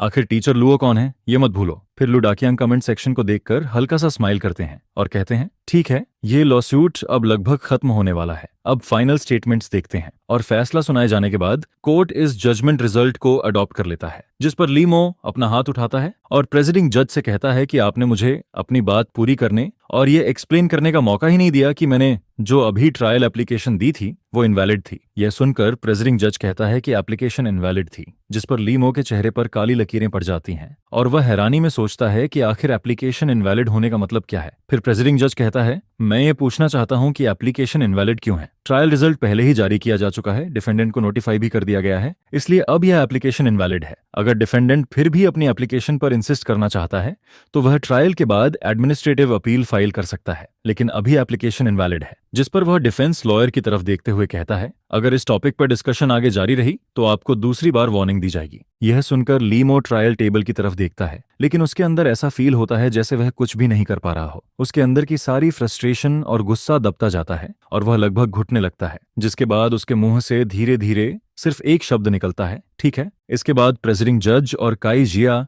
हल्का सा डिफेंडेंट की तरफ देखते हैं, यानी लीमो की तरफ, और फिर मेरी तरफ नजर डालते हैं, जिस पर वह लॉ हैमर बजाता है और कहता है, अब प्लेनेटिव और डिफेंडेंट अपनी फाइनल कोर्ट स्टेटमेंट दें। पहले प्लेनेटिव का लॉयर अपनी फाइनल स्टेटमेंट देगा। यह सुनकर मैं धीरे धीरे खड़ा होता हूं, क्योंकि फाइनल कोर्ट स्टेटमेंट का सबसे इंपॉर्टेंट हिस्सा यही होता है कि क्या वह जज को इंप्रेस कर पाती है या नहीं। अगर हम जज को कन्विंस नहीं कर पाए तो हम ये केस हार सकते हैं और वांग ली को फिर से सजा मिल सकती है। मेरी पहले की अंडरस्टैंडिंग के मुताबिक कैसिए सबसे ज्यादा लॉ की इंटरप्रिटेशन को इंपॉर्टेंस देती है, उसके लिए कानून की हर प्रोविजन सबसे ऊपर होती है। जिस पर मैं धीरे से खड़ा होकर कहता हूं, ऑनरेबल प्रेसिडिंग जज, हमने इस लॉसूट में जितने भी एविडेंस और लीगल डॉक्यूमेंट सबमिट किए हैं उनके अलावा हमारे पास कुछ भी ऐड करने के लिए नहीं है। मैं सिर्फ इतना कहना चाहता हूं कि लीगल जस्टिस कभी किसी अच्छे इंसान को गलत तरीके से पनिश नहीं करती और ना ही किसी बुरे इंसान को छोड़ती है। मैं उम्मीद करता हूं कि यह ट्रायल कानून के नॉर्मल प्रोसेस के हिसाब से चले और हम सब अपना ओथ याद रखें। यह सुनकर चाइसिया हल्का सा संतुष्ट होकर सिर हिलाती है, जिसके बाद वह कहती है, प्लेंटिफ की स्टेटमेंट पूरी हुई, अब डिफेंडेंट अपनी स्टेटमेंट देगा। जिस पर ली मो धीरे धीरे खड़ा होता है, क्योंकि वह जानता है कि यह फाइनल स्टेटमेंट नंदू बैंक के लिए आखिरी चांस है, और वह ये भी महसूस कर रहा होता है कि इस लॉसूट का माहौल उनके खिलाफ जाता दिख रहा है। फिर वह कहता है, रिस्पेक्टेड चीफ जज, इस लॉसूट में हमारी नंदू बैंक विक्टिम की पोजीशन में है। मुझे लगता है कि सिंपैथी अपनी जगह है, लेकिन लॉ रशलस होता है। हमारी नंदू बैंक आखिरकार विक्टिम है, और प्लेनेटिव की तरफ से जो कंपेंसेशन प्रपोजल दिया गया है वह हमारे लिए बहुत अनफेयर है। यह सुनकर चाइसिया बिना किसी एक्सप्रेशन के उसकी बात सुनती रहती है, और फिर सामने प्लेंटिफ टेबल की तरफ देखने लगती है, जिसके बाद वह वांग ली से कहती है, अब पार्टी खुद अपनी फाइनल स्टेटमेंट दे। जिस पर वांग ली अपना सिर उठाता है, ट्रायल टेबल की तरफ देखता है और फिर मेरी तरफ नजर डालता है। इसके बाद वह कहता है, डियर प्रेसिडिंग जज, मुझे इस ट्रायल से कोई ऑब्जेक्शन नहीं है। मैं कोर्ट जो भी फैसला देगी उसे एक्सेप्ट करूंगा। इसके साथ ही उसकी स्टेटमेंट खत्म हो जाती है। फिर कोर्ट अनाउंस करती है कि अब 30 मिनट के लिए एडजर्नमेंट होगा। इसके बाद 30 मिनट बीत जाते हैं और फिर ट्रायल दोबारा शुरू होता है। काइशा और बाकी जजेस वापस कोर्ट रूम में आते हैं, लॉ हैमर बजता है और कोर्ट फिर से शुरू होती है, जिस पर कोर्ट रूम में मौजूद हर इंसान फाइनल रिजल्ट को लेकर बेचैन महसूस करता है। लेकिन वहां सिर्फ एक इंसान ऐसा होता है जो पूरी तरह शांत दिखाई देता है, और वह मैं होता हूं। हालांकि डिबेट खत्म हो चुकी थी, लेकिन फाइनल जजमेंट अभी तक सामने नहीं आया था, इसलिए बाकी सब लोग बहुत नर्वस फील कर रहे होते हैं। जिस पर ली श्यूजेन मुझे हैरानी से देखती है और कहती है, लॉयर सू, क्या आपको फाइनल ट्रायल रिजल्ट को लेकर बिल्कुल भी नर्वस फील नहीं हो रहा? ये बहुत बड़ा केस है, ऊपर से इसका लाइव ब्रॉडकास्ट भी चल रहा है, बाहर लोग भी इस पर बहुत बात कर रहे हैं। क्या आपको सच में कोई टेंशन नहीं है? जिसके जवाब में मैं मुस्कुराकर कहता हूँ, जिसे पनिश होना चाहिए उसे पनिशमेंट मिलेगी, और जिसे नहीं मिलनी चाहिए उसे नहीं मिलेगी। इसलिए तुम टेंशन मत लो, हमें नर्वस होने की जरूरत नहीं है। तुम लॉयर ली को देखो, नांडू बैंक के लीगल अफेयर्स के तौर पर वह हमसे कहीं ज्यादा नर्वस होगा। यह सुनकर ली श्यूजेन लीमो की तरफ देखती है, जिस पर वह नोटिस करती है कि लीमो लगातार हमारी तरफ ही देख रहा है। फिर वह धीरे से कहती है, लॉयर सू, लॉयर ली, ऐसा लग रहा है जैसे हमारी तरफ ही देख रहा हो। जिस पर मैं ऊपर देखता हूँ और नोटिस करता हूँ कि लीमो की आंखों में गुस्सा, बेचैनी, नफरत और डर सब एक साथ दिखाई दे रहे हैं। वह लगातार मुझे घूरता रहता है। यह देखकर मैं हल्का सा मुस्कुरा देता हूँ और कहता हूँ, टेंशन मत लो, लॉयर ली बस पहले से प्रोटेक्शन ड्रिल कर रहा है। उसी समय कोर्टरूम के अंदर तीनों जजेस फाइनल डिसीजन पर डिस्कशन कर रहे होते हैं। कैजिया बाकी 2 जजेस की तरफ देखती है, जिस पर उनमें से एक जज कहता है, वांग ली की इनोसेंस को लेकर प्लेनेटिफ ने कोर्ट में काफी लीगल आर्ग्यूमेंट्स दिए हैं, लेकिन फर्स्ट ट्रायल में उसे 20 साल की सजा मिली थी और सेकंड ट्रायल में भी वही फैसला मेंटेन किया गया था। यह सुनकर दूसरा जज भी सिर हिलाकर सहमति जताता है, लेकिन साइसिया धीरे से कहती है, ट्रायल रिजल्ट लॉ के बेसिस पर होना चाहिए। फर्स्ट और सेकंड ट्रायल को रिफर करने की जरूरत नहीं है, हम प्रिजाइडिंग जज के जजमेंट के हिसाब से चलेंगे। जिस पर आखिर में तीनों जजेस अपना फाइनल डिस्कशन खत्म कर लेते हैं और काइसिया फाइनल रिजल्ट तैयार करती है। इसके बाद कोर्ट रूम में 30 मिनट का समय बहुत जल्दी खत्म हो जाता है। इस लॉसूट को फॉलो करने वाला हर इंसान फाइनल वर्डिक्ट का इंतजार करता रहता है। फिर काइसिया और बाकी 2 जजेस कोर्टरूम में वापस आते हैं, जिस पर क्लर्क जोर से अनाउंस करता है, ऑल राइज। यह सुनकर कोर्टरूम में मौजूद सभी लोग खड़े हो जाते हैं। लीमो घबराहट के साथ ट्रायल बोर्ड की तरफ देखता है, क्योंकि इस वक्त तक उसे बिल्कुल भी यकीन नहीं होता कि फाइनल रिजल्ट क्या आने वाला है। वह सिर्फ काइसिया के मुंह से फैसला सुनने का इंतजार करता रहता है। उसी दौरान मैं अनजाने में प्लेनेटिव साइड की तरफ देखता हूँ और नोटिस करता हूँ कि वहां मैं खुद पूरी तरह रिलैक्स्ड दिखाई दे रहा हूँ, जिसे देखकर मुझे महसूस होता है कि शायद मुझे पहले से ही फैसला पता है। फिर काइसिया अपने सामने रखी जजमेंट फाइल को देखती है और सबकी नजरों के बीच धीरे धीरे बोलना शुरू करती है, यह देखते हुए कि उस समय वांग ली अपनी बेसिक सैनिटी खो चुका था।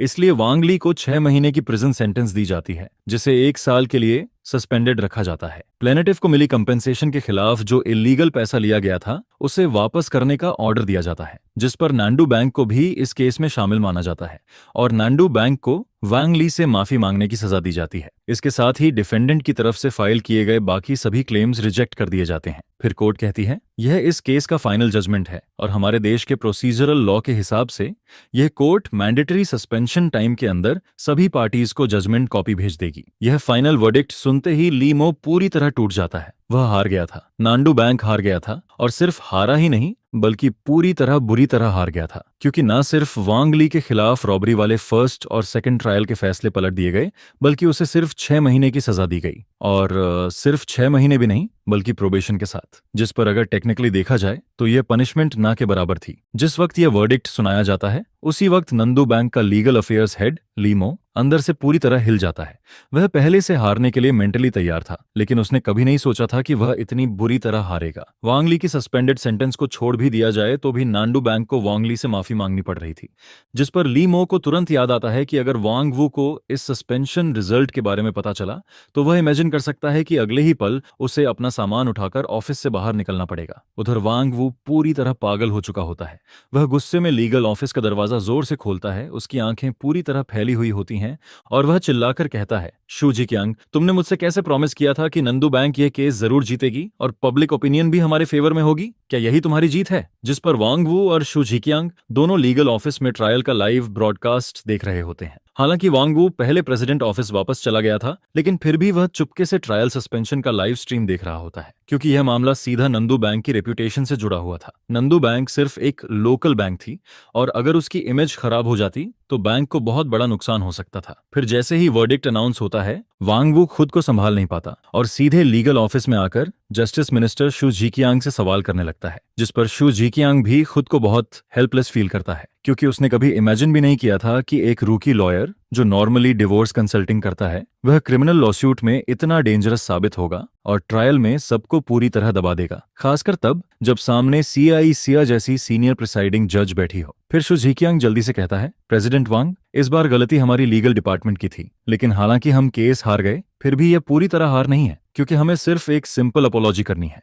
अगर पब्लिक ओपिनियन हमारे फेवर में रही तो आखिर में जीत फिर भी नांडू बैंक की ही होगी। यह सुनकर वांग वू हल्का सा आंखें सिकोड़ता है और गुस्से में कहता है, पब्लिक ओपिनियन कोई काम की चीज नहीं है। हमारी बैंक को कोर्ट ने माफी मांगने का ऑर्डर दिया है और तुम अभी भी पब्लिक ओपिनियन की बात कर रहे हो? क्या तुम्हें लगता है मैं बेवकूफ हूँ? केस हारने के बाद पब्लिक ओपिनियन हमारे फेवर में कैसे जाएगी? जिस पर शू जिक्यांग ऑकवर्ड होकर चुप हो जाता है, क्योंकि उसने जो अभी कहा था वह सिर्फ वांग वू को शांत करने के लिए कहा था। उसे खुद भी नहीं पता था कि पब्लिक ओपिनियन कैसे जीती जाएगी। फिर वह जल्दी से कहता है, मैं पहले कोई तरीका सोचता हूँ। लेकिन वांग वू उसकी बात काटते हुए कहता है, मोशन, अगर इस ट्रायल की वजह से हमारी बैंक की रेपुटेशन खराब हुई तो तुम जस्टिस मिनिस्टर होने के बावजूद यहां से निकलने के लिए तैयार रहना। जिस पर शू जिक्यांग कुछ और बोलना चाहता है, लेकिन वांग वू उसे कोई मौका नहीं देता और गुस्से में लीगल ऑफिस से बाहर निकल जाता है। उधर ट्रायल खत्म होने के बाद बाकी 2 जजेस कोर्टरूम से निकल जाते हैं, क्योंकि वांग ली को मौके पर पूरी तरह इनोसेंट डिक्लेयर नहीं किया गया था। उस पर इल्लीगल मनी ट्रांसफर और अनजस्ट एनरिचमेंट का शक अभी भी बना हुआ था। हालांकि उसे सस्पेंडेड सेंटेंस मिली थी, लेकिन प्रोसेस के हिसाब से बेलीव्स अभी भी उसे नीचे लेकर जा रहे होते हैं। जिस पर ली श्यूजेन बहुत एक्साइटेड होकर मेरी तरफ देखती है और कहती है,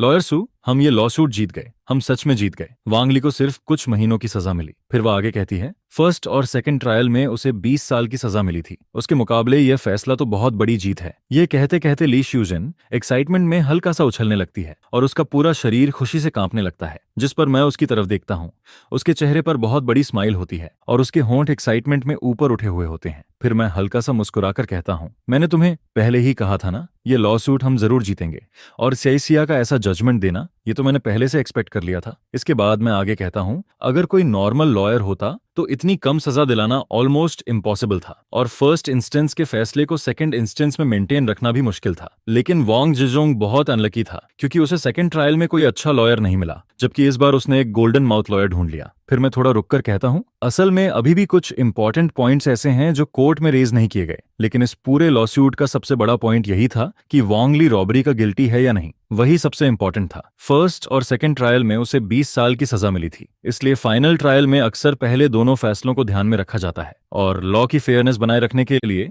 आखिर में ऐसा रिजल्ट आना कोई सरप्राइजिंग बात नहीं है। यह सुनकर ली श्यूजेन और भी ज्यादा खुश हो जाती है। फिर वह अपनी एक्साइटमेंट दबाते हुए चुपचाप सारे डॉक्यूमेंट्स और फाइल्स ठीक करने लगती है, जिसके बाद वह मेरे पीछे पीछे कोर्टरूम से बाहर जाने के लिए चल पड़ती है। उधर दूसरी तरफ लीमो लगातार चुपचाप मुझे देखता रहता है। उसके चेहरे पर बहुत कॉम्प्लिकेटेड एक्सप्रेशन होता है। फिर जब मैं उसके पास से गुजरता हूँ तो ली श्यूजेन धीरे से मेरे कान के पास आकर कहती है, लॉयर सू, ये मुश्किल बैंक लीगल अफेयर्स वाला लॉयर ली शायद आपसे बहुत ज्यादा नाराज लग रहा है। जिस पर मैं हल्का सा मुस्कुरा देता हूँ और कहता हूँ, शायद यान बाओजियान ने कुछ ज्यादा ही कर दिया। चलो अब अपने अपने रास्ते चलते हैं। जिस पर ली श्यूजन भी हंसते हुए कहती है, ठीक है लॉयर सू, आपका ये कोल्ड जोक काफी इंटरेस्टिंग था। यह सुनकर लीमो इतना गुस्सा हो जाता है कि उसे लगता है जैसे उसके मुंह से खून निकल जाएगा, क्योंकि जब हम उसके पास से गुजर रहे होते हैं तब हम जानबूझकर इतनी धीरे भी नहीं बोल रहे होते। जिस पर वह अंदर ही अंदर सोचता है, इतना पास, इतनी जोर से बोल रहे हो, क्या तुम्हें लगता है कि मैं सुन नहीं सकता? लेकिन अब कुछ भी करने का कोई फायदा नहीं था, चाहे वह कितना भी गुस्सा हो जाए। ट्रायल का रिजल्ट पहले ही आ चुका था। इसके बाद लीमो अपने ट्रायल के डॉक्यूमेंट समेटता है और फिर मेरे पीछे पीछे कोर्ट हाउस से बाहर निकलता है। उधर कोर्ट के बाहर रिपोर्टर्स पहले से ही इंटरव्यू के लिए तैयार खड़े होते हैं। कुछ रिपोर्टर्स तो वहीं खड़े खड़े साइड नोट लिखना शुरू कर देते हैं ताकि हेडलाइन तैयार कर सकें, जिस पर कुछ हेडलाइंस पहले से ही बनने लगती हैं। शॉक, वांगली केस में बड़ा रिवर्सल।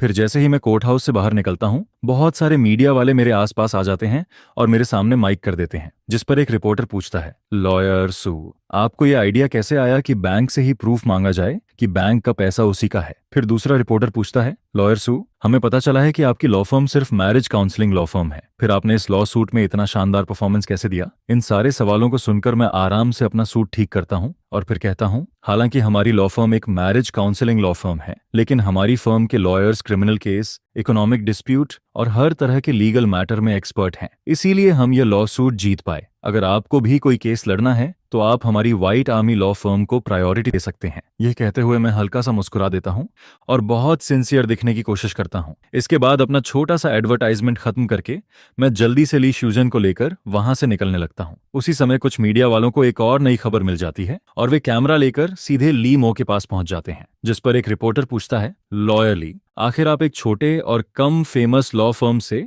यह लॉ सूट कैसे हार गए? आपने शुरुआत में कहा था कि जीत की पॉसिबिलिटी बहुत ज्यादा है और हमें बिल्कुल टेंशन लेने की जरूरत नहीं है। फिर दूसरा रिपोर्टर पूछता है, क्या आपका प्लेनेटिव के लॉयर के साथ कोई कनेक्शन है? यह सुनकर लीमो के पूरे चेहरे पर काली लकीरें पड़ जाती हैं और उसके होंठ लगातार फड़कने लगते हैं। वह अंदर ही अंदर सोचता है, तुम लोग क्या कहना चाहते हो? क्या तुम ये कहना चाहते हो कि मैं अंदर का आदमी था? जिस पर लीमो लगभग पागल होने लगता है, क्योंकि जब वह कोर्टरूम में अंदर गया था तब उसके चेहरे पर पूरा कॉन्फिडेंस था, लेकिन अब जब वह बाहर निकला तो न सिर्फ वह लॉसूट हार चुका था, बल्कि रिपोर्टर्स ने उसके दिल पर और जोर से चोट कर दी थी। इसके बाद वांग ली वाले केस की खबर हर तरफ फैल जाती है। सभी मीडिया चैनल्स इसी खबर को दिखाने लगते हैं और सबसे ज्यादा निशाना नंदू बैंक को बनाया जाता है। जिस पर मेरा वह डायलॉग, बैंक कैसे प्रूव करेगा कि बैंक का पैसा उसी का है, बहुत तेजी से पूरे इंटरनेट पर वायरल हो जाता है। इसके साथ ही नांडू बैंक की इमेज और रेपुटेशन को बहुत बड़ा नुकसान पहुंचता है। फिर इसी दौरान इंटरनेट पर एक कंपैरिजन वीडियो भी वायरल हो जाती है। उस वीडियो की शुरुआत ली मो के कॉन्फिडेंस भरे डायलॉग से होती है, जहां तक जीत की पॉसिबिलिटी की बात है तो टेंशन मत लीजिए,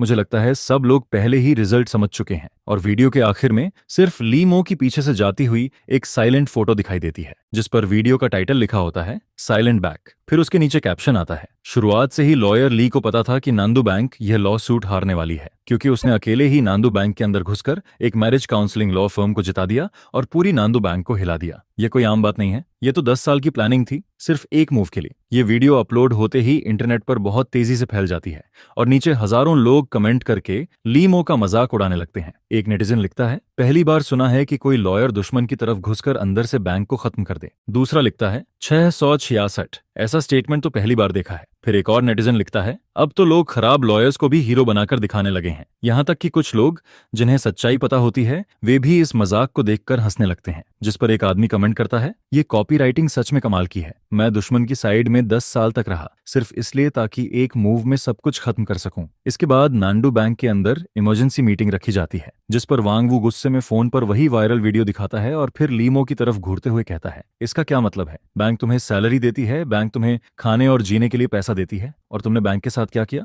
मैं अभी अनाउंस करता हूं कि लीमो ने बैंक की इमेज को बहुत बड़ा नुकसान पहुंचाया है, इसलिए आज से उसे ऑफिशियली बैंक से निकाल दिया जाता है। अब तुम अपना सामान उठाओ और यहां से निकल जाओ। ये सुनकर लीमो वीडियो को देखता रह जाता है।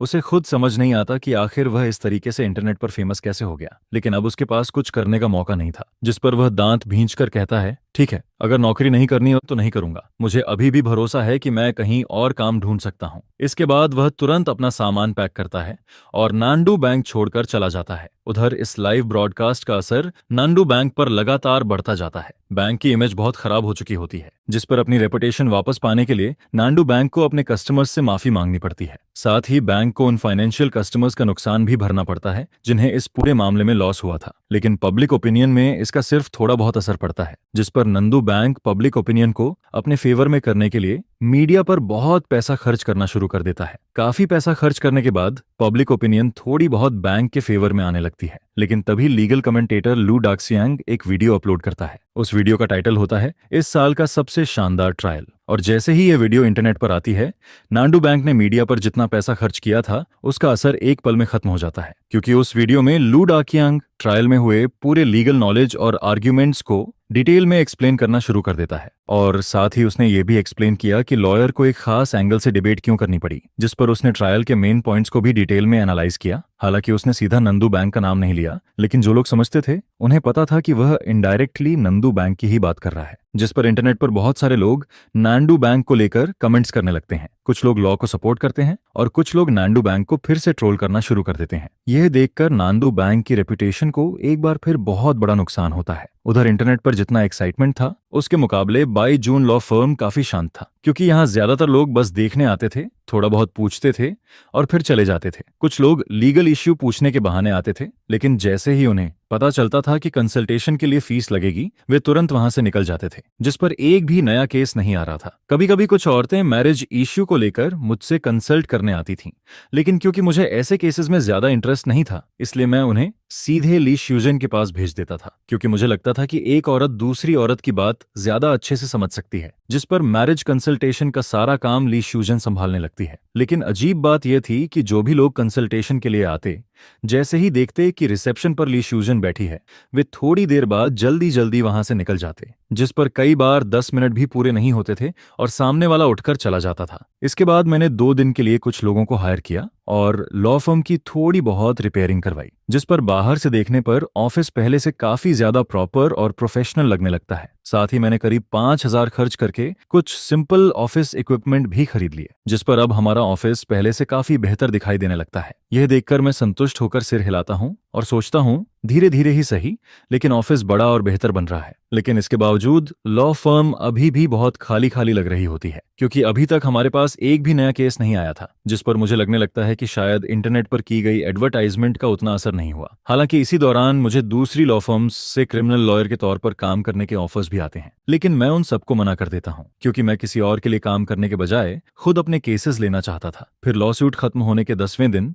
दोपहर करीब 12:30 बजे बाहर बहुत तेज धूप होती है और मौसम भी काफी गर्म होता है, जिस पर मैं ऑफिस में बैठकर आराम से चाय पी रहा होता हूँ और एसी चला रहा होता हूँ। उधर ली श्यूजन टीचर लू की वीडियो के नीचे कमेंट सेक्शन में हमारी लॉ फर्म का एडवर्टाइजमेंट कर रही होती है। उसका तरीका बहुत सिंपल था, वह हर कमेंट के नीचे कॉपी पेस्ट करती रहती है। इस बार केस जीतने वाले लॉयर सू नांदू बाईजुन लॉ फर्म से हैं। लॉयर सू क्रिमिनल केस और लॉ सूट में बहुत एक्सपर्ट हैं। आधे घंटे तक लगातार कॉपी पेस्ट करने के बाद ली श्यूजन के हाथ लगभग सुन्न हो जाते हैं, जिस पर वह मेरी तरफ देखकर पूछती है, लॉयर सू, क्या ऐसे एडवर्टाइजमेंट करने से सच में कोई फायदा होगा? मुझे तो नहीं लगता कि हमारे कमेंट्स का कोई असर हो रहा है। अभी तक किसी ने प्राइवेट मैसेज भी नहीं किया। जिसके जवाब में मैं कहता हूँ, बिल्कुल फायदा होगा। हालांकि सिर्फ 1-2 कमेंट्स से शायद ज्यादा असर ना हो, इसलिए तुम्हें लगातार करते रहना होगा। और वैसे भी क्या तुम ज्यादा लॉसूट्स नहीं लड़ना चाहती? ज्यादा एक्सपीरियंस लेना नहीं चाहती? पहले एक नॉर्मल लॉयर बनो, फिर आगे चलकर बैरिस्टर बनना। यह सुनकर ली श्यूजन तुरंत सीरियस हो जाती है और कहती है, ठीक है, फिर मैं कंटिन्यू करती हूँ। इसके बाद वह फिर से कमेंट कॉपी पेस्ट करने लगती है। उसी दौरान मैं डेट की तरफ देखता हूँ, क्योंकि आज वांग जिजोंग ने लॉयर फीस देने के लिए आने का प्रॉमिस किया था और टाइम भी लगभग हो चुका था। थोड़ी देर बाद वांग जिजोंग और उसकी वाइफ जांग सुईफेन वांग ली को लेकर ऑफिस में आते हैं। तीनों के चेहरे पर मुस्कान होती है, जिसे वे चाहकर भी छुपा नहीं पा रहे होते, क्योंकि उनका बेटा, जिसे पहले 20 साल की सजा मिली थी, अब सिर्फ कुछ महीनों की सस्पेंडेड सेंटेंस पर आ गया था। उनके लिए मैं किसी बड़े मददगार से कम नहीं था। अगर ऐसा नहीं होता तो उनकी उम्र को देखकर लगता था कि शायद वे अपने बेटे के जेल से बाहर आने का दिन कभी देख ही नहीं पाते। जिस पर वांग ली भी मुझे देखकर मुस्कुरा रहा होता है, क्योंकि अब उसे मेरी असली कैपेबिलिटी का अंदाजा हो चुका था। अगर मैं नहीं होता तो शायद वह अब भी समाज से पूरी तरह कट चुका होता। फिर वह लोग अंदर आते हैं और मैं 3 बॉटल पानी निकालकर सोफा के सामने रख देता हूँ। इसके बाद मैं जजमेंट कॉपी निकालकर वांग ली को देता हूँ और कहता हूँ, यह फाइनल जजमेंट कॉपी है। पहले वाले सारे डॉक्यूमेंट्स अभी मेरे पास हैं, इसे ध्यान से रखना, कहीं खो मत देना। जिस पर वांग ली बहुत ध्यान से उस जजमेंट को पकड़ता है। फिर वह उसे कई बार फोल्ड करता है और ये खोपदार से माता ना में सता है और पॉकेट के बराबर छोटा करके अपने पॉकेट में रख लेता है। इसके बाद वह अपने बैग से एक काला पैकेट निकालता है। फिर वह मेरी तरफ बढ़ाते हुए कहता है, अगर आप नहीं होते लॉयर सू तो शायद मुझे कम से कम 10 साल की सजा हो जाती,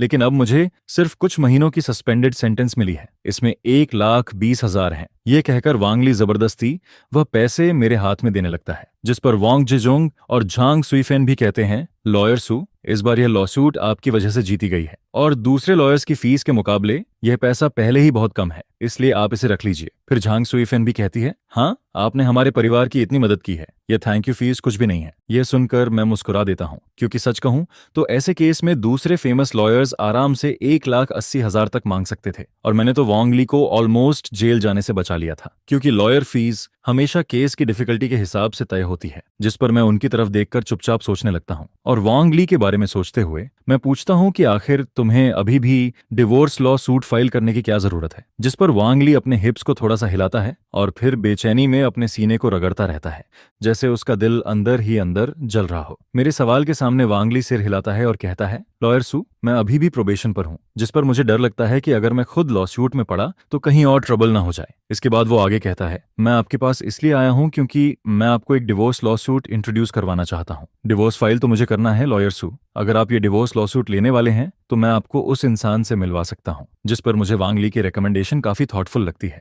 कोई लॉसूट होते ही उसे सबसे पहले खुद की याद आती है। ये देखकर लगता है कि पिछली बार जब लॉयर सू ने उसका केस लड़ा था तब वो इतना इम्प्रेस हुआ था कि उसके दिमाग में सबकॉन्शियसली यही बैठ गया था कि लॉयर सू एक प्रोफेशनल क्रिमिनल लॉयर है। जिस पर मैं बिना ज्यादा मॉडेस्ट बने कहता हूँ, मुझे लगभग हर तरह के लॉसूट की थोड़ी बहुत अंडरस्टैंडिंग है, इसलिए ऐसा कहना पूरी तरह गलत भी नहीं होगा। यह सुनकर वांग ली के चेहरे पर एक्साइटमेंट आ जाती है और वो तुरंत कहता है, यह तो बहुत बढ़िया है, अगर लॉयर सू इस केस में आ गए तो मेरे छोटे से डिवोर्स ल्यूजेट में भी होप आ जाती है। जिस पर उसके चेहरे पर एक्साइटमेंट के साथ साथ एक अजीब सी खुशी भी दिखाई देती है, जैसे वो डिवोर्स के बारे में सोचकर ही खुश हो रहा है। ये देखकर मैं उसे पूछता हूँ, तुम अपने इस छोटे से केस के बारे में थोड़ा डिटेल में बता सकते हो? मुझे लग रहा है कि तुम डिवोर्स को लेकर काफी ज्यादा खुश हो। जिस पर वांग ली एकदम से गहरी सांस लेता है। जैसे ही मैं कहता हूं कि डिवोर्स उसके लिए दुखों के समंदर से बाहर निकलने जैसा है, उसका चेहरा अचानक रिजेंटमेंट से भर जाता है। फिर वो गुस्से में कहता है, अगर मुझे डिवोर्स मिल गया तो वो सिर्फ दुखों के समंदर से बाहर निकलना नहीं होगा, मैं तो सीधे हेवन में पहुंच जाऊंगा। यह कहते हुए वांग ली जोर से टेबल पर मुक्का मार देता है, जिस पर वो तुरंत शर्मिंदा होकर कहता है, सॉरी लॉयर सू, मैं थोड़ा ज्यादा एक्साइटेड हो गया। मैनली मुझे समझ ही नहीं आता कि मैं उस वाइफ के बारे में क्या बोलूं। वो बस बहुत ज्यादा आउटरेजस है। नहीं, आउटरेजस कहना भी कम होगा, वो उससे भी कहीं ज्यादा आउटरेजस है। लॉयर सू, आप समझ सकते हैं ना मैं क्या कहना चाहता हूँ। इसी वजह से मैं इतना गुस्से में रहता हूँ। जिस पर उसकी आंखों में सिर्फ गुस्सा ही नहीं बल्कि थोड़ा हार्ट चेक भी दिखाई देता है। हाँ, वो अपने भाई के लिए दिल से दुखी महसूस करता है। यह देखकर मुझे भी थोड़ा दुख होता है, क्योंकि अभी अभी जो मेरा नया डेस्क था जिसे मैंने पूरे 800 युआन में खरीदा था, उस पर उसकी पंच का निशान पड़ गया था। फिर मैं खुद को संभालते हुए कहता हूँ, ठीक है, अपसेट मत हो, पहले आराम से बताओ कि आखिर तुम्हारे उस दोस्त के साथ हुआ क्या है। जिस पर मैं अपना सूट थोड़ा ठीक करता हूँ और फिर ली श्यूजेन को बुलाकर रिकॉर्ड लिखने के लिए कहता हूँ। ली श्यूजेन भी तुरंत पेन लेकर बैठ जाती है। इसके बाद वांग ली जोर से सिर हिलाता है और फिर पूरा सिचुएशन बताना शुरू करता है। वो कहता है, मैं एक ऑनेस्ट प्रोग्रामर हूँ, मेरी मंथली सैलरी लगभग 20,000 युआन है। मैं नांडू में डेमोलिशन हाउस होल्ड हूँ और मेरे पास कुल 3 हाउसेज हैं। उनमें से एक हाउस में मेरे पेरेंट्स रहते हैं, एक में मैं और मेरी वाइफ रहते हैं और तीसरा पहले रेंट पर दिया हुआ था। जिस पर वो आगे बताता है, लेकिन बाद में मेरी वाइफ कहती है कि उसका एक कॉलेग उस हाउस को रेंट पर लेना चाहता है, इसलिए हमने वो हाउस बाहर रेंट पर देना बंद कर दिया। फिर वो अपनी वाइफ के बारे में बताता है, मेरी वाइफ मेरे कजन के ब्रदर इन लॉ की फैमिली से है। उनका फैमिली थोड़ा पुअर है। उसकी एज लगभग मेरे बराबर है, करीब 30 साल। उसकी हाइट 162 है, वेट 55 किलोग्राम है और उसकी सैलरी सिर्फ 3,000 युआन है। इसके बाद वो आगे कहता है, उसके फैमिली में 2 छोटे ब्रदर्स भी हैं। उसके पेरेंट्स के पास कोई सोशल सिक्योरिटी या पेंशन नहीं है। वो लोग नॉर्मली छोटे मोटे ट्रांसपोर्ट का काम करते हैं, जिससे उन्हें लगभग 2,000 युआन पर मंथ मिलते हैं। जिस पर वांग ली आगे बताता है, उसके 2 छोटे ब्रदर्स में से एक ने सिर्फ मिडिल स्कूल तक पढ़ाई की थी और अब वो घर पर ही रहता है। दूसरा कॉलेज से ग्रेजुएट हुए 1 साल हो गया, लेकिन उसके बाद भी अभी तक उसके पास कोई जॉब नहीं है। फिर वांग ली थोड़ा शर्माते हुए कहता है, मैं एक स्टैंडर्ड ऑनेस्ट आदमी हूँ। मैं अपनी पूरी सैलरी हर महीने अपनी वाइफ को दे देता हूँ, लेकिन मेरी वाइफ हर महीने पूरा पैसा उड़ा देती है। वो लिटरली मेरी पूरी सैलरी खत्म कर देती है। यह सुनकर जितना ज्यादा मैं सुनता जाता हूँ उतना ही ये सिचुएशन ऑट्रेजस लगती जाती है। जिस पर रिकॉर्ड लिख रही ली श्यूजन भी अपनी भौहें सिकोड़ने लगती है। एक लड़की होने के बावजूद उसे भी लग रहा होता है कि यह सब कुछ बहुत ज्यादा हो रहा है। फिर वो रिकॉर्ड लिखते लिखते धीरे से कहती है, यह मैरिज बिल्कुल भी मैरिज जैसी नहीं लगती है। ये तो ऐसा लग रहा है जैसे साउथ को कोई लैडर बनाकर यूज कर रहा हो, और वो भी ऐसा लैडर जो खुद मेहनत करता रहता है और ऊपर वाले लोग सिर्फ शिकायत करते रहते हैं। जिस पर मैं सिर हिलाता हूँ और फिर सीधा कहता हूँ, ठीक है, अब हमें मेन पॉइंट पर आना चाहिए।